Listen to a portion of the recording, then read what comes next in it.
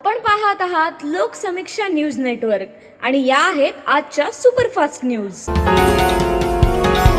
या बातमीपत्राचे प्रायोजक आहेत नंदिनी कलेक्शन, फक्त महिलांचे परिपूर्ण दालन, माऊली निवास, कल्याण मंडपमच्या बाजूस, यशोधन नगर, परभणी। नमस्कार, मी प्रभू दिपके लोकसमीक्षा न्यूज नेटवर्क मध्ये आपलं स्वागत करतो। आपण पाहत आहात परभणीचं एकमेव बातमीपत्र Loksamiksha superfast. Red Apple exclusive MIDC परिसर, परभणी। न्यायालयीन कोठडीत सोमनाथ सूर्यवंशी यांचा मृत्यू झाल्यानंतर आज छत्रपती संभाजीनगर इथं शासकीय रुग्णालयात त्यांचं शवविच्छेदन करून मृतदेह आज सायंकाळी परभणीत आणण्यात आला।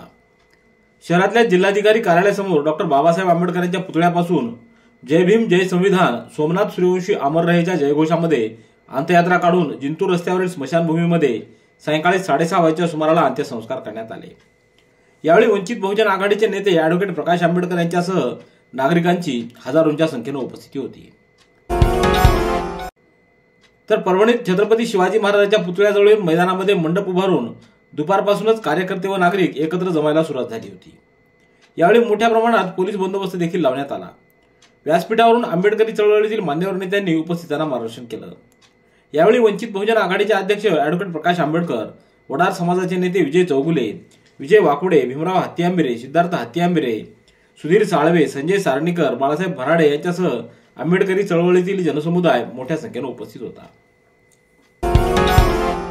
न्यायालयीन कोठडीत मृत्यू पावलेल्या सोमनाथ सूर्यवंशी यांच्या पार्थिवावर आज सायंकाळी जिंतूर रस्त्यावरील वैकुंठधाम स्मशानभूमीमध्ये अंत्यसंस्कार करण्यात आलेत।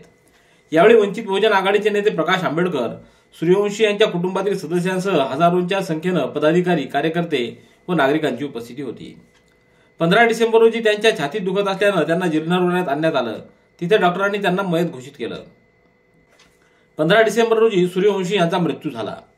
त्यानंतर परभणीत तणावाचं वातावरण निर्माण झालं। तर सूर्यवंशी यांच्या मृतदेहाची छत्रपती संभाजीनगर येथील फॉरेन्सिक लॅबमध्ये तपासणी करण्यात आली। आज सोमवारी त्यांचा मृतदेह परभणी शहरात आणण्यात आला।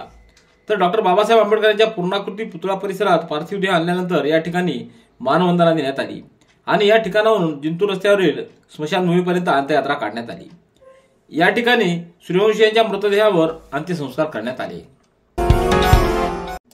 परभणी शहरातील शंकरनगरातील रहिवासी आणि विधी शाखेचे विद्यार्थी असलेले सोमनाथ सूर्यवंशी यांचा रविवारी पहाटे न्यायालयीन कोठडीत मृत्यू झाल्याच्या घटनेच्या निषेधार्थ आज सोमवारी महाराष्ट्र बंदची हाक देत शहरामध्ये कडकडीत बंद पाळण्यात आला। या बंद दरम्यान चौकाचौकांमध्ये पोलीस बंदोबस्त तैनात करण्यात आला होता।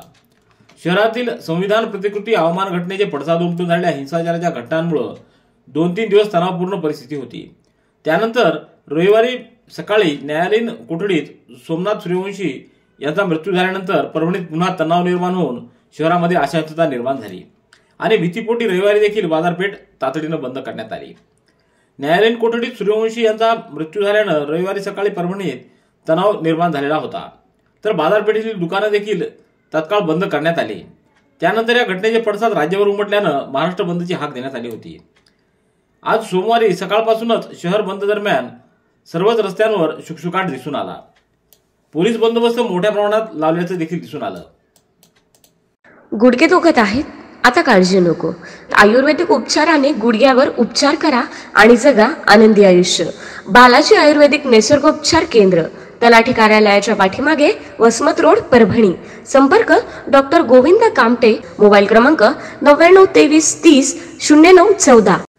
परभणी जिल्ह्याच्या तापमानात मागील 5 दिवसांपासून घट सुरू असून आज सोमवारी यंदाच्या हिवाळ्यातील 4.1 अंश इतकं निचांकी तापमानाची नोंद करण्यात आली असून संपूर्ण जिल्हा थंडीनं गारठून गेलाय।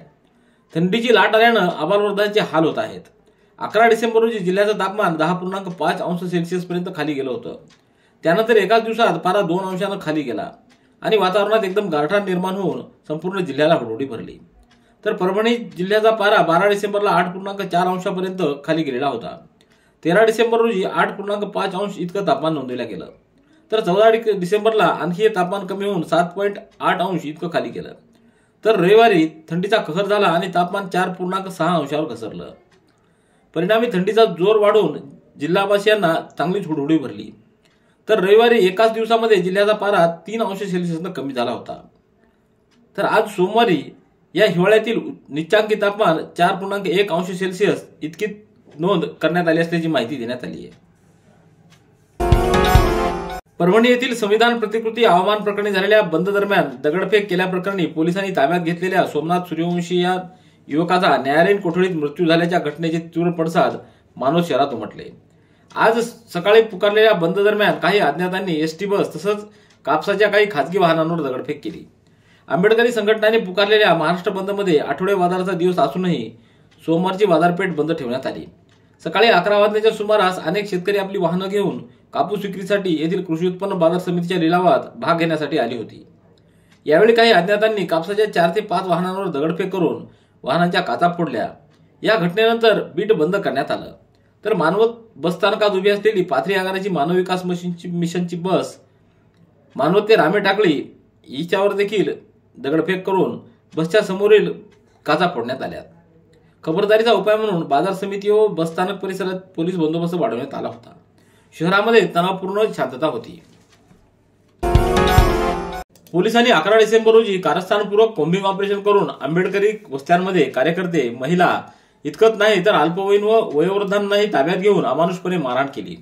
पोलिसांच्या या कोम्बिंग ऑपरेशनची आणि एकूणच सर्व प्रकरणाची न्यायालयीन चौकशी करावी, तसंच सोमनाथ सूर्यवंशी यांच्या कुटुंबियांना सरकारनं तातडीनं 50 लाखाची आर्थिक मदत जाहीर करावी, संविधान शिल्पाची विटंबना करणाऱ्या सोपान पवार यांच्यावर देशद्रोहाचा गुन्हा दाखल करावा यासह विविध मागण्या ज्येष्ठ नेते विजय वाकोडे यांनी जिल्हाधिकाऱ्यांमार्फत मुख्यमंत्र्यांना पाठवलेल्या निवेदनाद्वारे केल्या आहेत। सोमनाथ सूर्यवंशी यांच्या कुटुंबातील एका व्यक्तीला तातडीनं शासकीय नोकरी देऊन त्यांचं पुनर्वसन करावं। सध्या शासकीय रुग्णालयात उपचार घेत असलेली महिला वत्सलाबाई मानवते व इतर आंबेडकरी युवकांना मारहाण करणाऱ्या पोलिसांवर तातडीनं गुन्हे दाखल करून त्यांना निलंबित करावं। वत्सलाबाई मानवते यांना सरकारनं 10 लाख रुपयाची आर्थिक मदत करून त्यांचं पुनर्वसन करावं आदी मागण्या करण्यात आलेल्या आहेत। परभणी इथं बंद दरम्यान झालेल्या दगडफेक प्रकरणी न्यायालयीन कोठडीत असलेल्या सोमनाथ सूर्यवंशी यांचा मृत्यू झाला। त्यांच्या शरीरावर अनेक जखमा असल्याचं शवविच्छेदन अहवालामधून समोर आलंय। छत्रपती संभाजीनगर इथं शासकीय रुग्णालयात आज सोमवारी सकाळी शवविच्छेदन प्रक्रिया पूर्ण झाल्यानंतर त्यांचं पार्थिव रुग्णवाहिकेनं परभणीकडे रवाना करण्यात आलं। दरम्यान सोमनाथ यांच्या मृत्यूचा प्राथमिक शवविच्छेदन अहवाल समोर आला असून यामध्ये मृत्यूचं कारण हे शॉक फॉलोइंग मल्टिपल इंजुरी असं त्यामध्ये नमूद करण्यात आलेलं आहे। Red Apple furniture, smart furniture for smart people, exclusive Parbhani शहरातील भव्य शोरूम रेड ॲपल एक्सक्लुझिव्ह, भारतातील स्मार्ट फर्निचर ब्रँड आता आपल्या परभणी शहरामध्ये। हो, आता आपल्या परभणी शहरामध्ये। या अंतर्गत ऑफिस, बेडरूम, डायनिंग, लिव्हिंग इत्यादी प्रकारचे फर्निचर आपणास मिळेल। Bedroom set, bed, dressing table, sofa set, कपाट, डायनिंग टेबल, टीपॉय आणि स्टील फर्निचर इत्यादी सर्व प्रकारचे फर्निचर तेही आकर्षक किमतीमध्ये उपलब्ध आहे। एक वेळ अवश्य भेट द्या। रेड ॲपल फर्निचर, MIDC परिसर, भारतीय स्टेट बँकेच्या जवळ, परभणी। न्यायालयीन कोठडीतील सोमनाथ सूर्यवंशी यांचा मृत्यू झाल्यानंतर आज त्यांच्या पार्थिवावर अंत्यसंस्कार करण्यात आले। सूर्यवंशी यांच्या मृत्यूचा निषेध नोंदवण्यासाठी वंचित बहुजन आघाडीचे सर्वेसर्वा ॲडव्होकेट प्रकाश आंबेडकर हे परभणीत आले। या आंदोलनामध्ये निष्पाप असलेल्या मुलांवरील खटले रद्द करण्यात यावेत, सोमनाथ सूर्यवंशी यांच्या कुटुंबातील एका व्यक्तीला शासकीय नोकरी मिळावी, त्यांच्या घरातील सदस्यांना 50 लाख रुपये आर्थिक मदत देण्यात यावी आदी मागण्यांचं निवेदन धम्मदीप रोडे यांनी ॲडव्होकेट बाळासाहेब आंबेडकर यांना दिले। परभणीतल्या डॉक्टर बाबासाहेब आंबेडकर यांच्या पूर्णाकृती पुतळ्यासमोरील संविधान प्रतिकृतीचा अवमान करणारी निषेधार्ह घटना आणि त्यानंतरच्या घटनाक्रमामध्ये सोमनाथ सूर्यवंशी या तरुणाच्या न्यायालयीन कोठडीतील मृत्यू प्रकरणी न्यायिक आयोगामार्फत चौकशी करून जबाबदार प्रशासनाविरुद्ध कारवाई करावी या मागणीचं निवेदन आज भारतीय कम्युनिस्ट पक्ष परभणी जिल्हा काउन्सिलच्या वतीनं मुख्यमंत्र्यांना जिल्हाधिकाऱ्यांच्या मार्फत देण्यात आले। यावेळी कॉम्रेड राजन क्षीरसागर, कॉम्रेड माधुरी क्षीरसागर, शेख अब्दुल, ओंकार पवार, लक्ष्मण काळे, प्रसाद गोरे, दयानंद यादव, मितेश शुक्रे, सय्यद आझर आदींची उपस्थिती होती। आनंदराज आंबेडकर यांच्या पुकारलेल्या बंदला वालुरात उत्स्फूर्त प्रतिसाद मिळाला आहे। डॉक्टर बाबासाहेब आंबेडकर यांच्या अनुयायांच्या वतीनं डॉक्टर आंबेडकर पुतळा ते झिरो फाट्यापर्यंत मोर्चा काढून परभणीतील घटनेचा निषेध व्यक्त करण्यात आला आहे। या महाराष्ट्र बंदला वालूर इथं उत्स्फूर्त असा प्रतिसाद मिळाला आहे।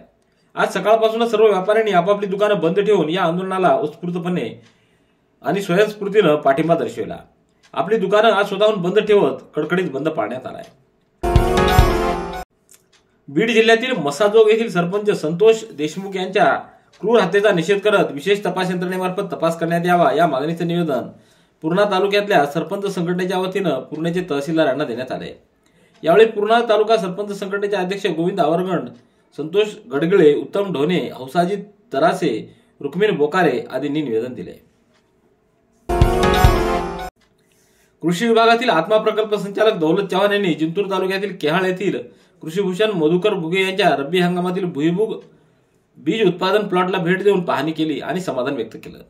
यावेळी त्यांच्यासमवेत जिंतूरचे तालुका कृषी अधिकारी एले शिंदे, तंत्रज्ञान व्यवस्थापक सुनील आंबुरे, तंत्रज्ञान सहाय्यक चंद्रकांत देशमुख यांची उपस्थिती होती। रेड ॲपल एक्सक्लुझिव्ह MIDC परिसर परभणी। याबरोबरचे बातमीपत्र संपलं। पुन्हा भेटूया उद्याच्या सुपरफास्ट बातमीपत्रात। पाहत रहा लोकसमीक्षा। तुम्हाला हे बातमीपत्र कसं वाटलं याबद्दल आपली प्रतिक्रिया नोंदवा। दररोजचे अपडेट्स मिळवण्यासाठी लोकसमीक्षा चॅनलला सबस्क्राईब करा। धन्यवाद।